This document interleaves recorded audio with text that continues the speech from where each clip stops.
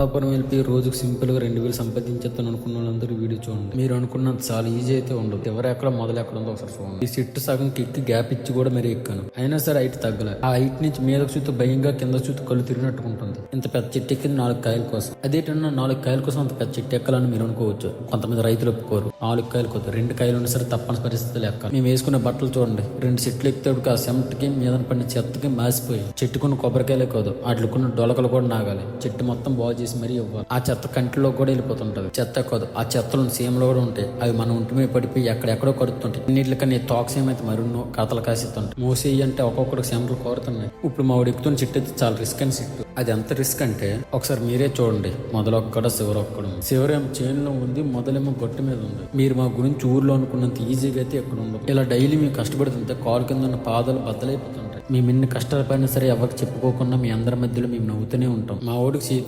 తెగింది కత్తి అయితే బాగుంది, కానీ కొబ్బరితో తెగింది. కత్తి కన్నా కొబ్బరి డేంజర్. ఎలా అయితే నేను సాయంత్రం దింపి అయితే తీస్తాం. దింపు తీయగానే సంబరం కాదు, అసలు కాదు ఇప్పుడే మొదలైంది. దింపు తీయడం ఒక ఎత్తు అయితే కాయని ఎక్కడం రెండో ఎత్తు. 2 సెట్లు ఎగస్ట్ ఎక్కమంది ఎక్కొచ్చేమో కానీ కాయని ఎక్కడం మాత్రం నడుము పడిపోతుంది. ఒక్కొక్కటి కాయని ఎక్కడంగా భయపడతాడు. ఇవన్నీ చేసుకుని రూమ్కి వెళ్తే ఈ నొప్పులకి రాత్రి 10-11 వరకు మనస్ఫూర్తిగా ఎవరికి నిద్రలు రావు.